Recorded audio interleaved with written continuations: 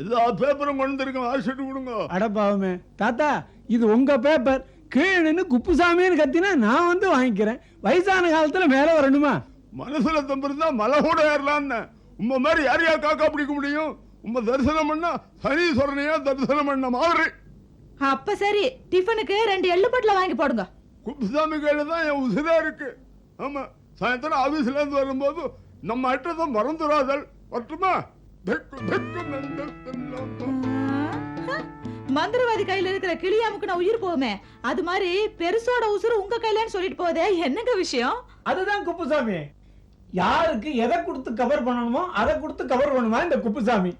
இந்த கயவருக்கு இந்த ஏரியாலேயே கிடைக்காத மூக்குப்பிடிக்க பாரிஸ் கார்னர்ல இருந்து வாங்கிட்டு வருவேன்.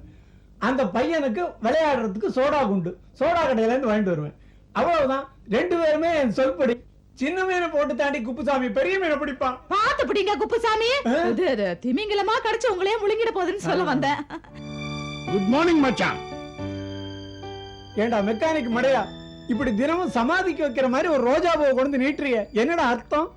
என் காதலுக்கு கிரீன் சிக்னல் காட்டுங்கன்னு அர்த்தம். உங்க அன்பு மகள் மீனாவை என் கூட டோப் பண்ணி அனுப்புங்கன்னு அர்த்தம்.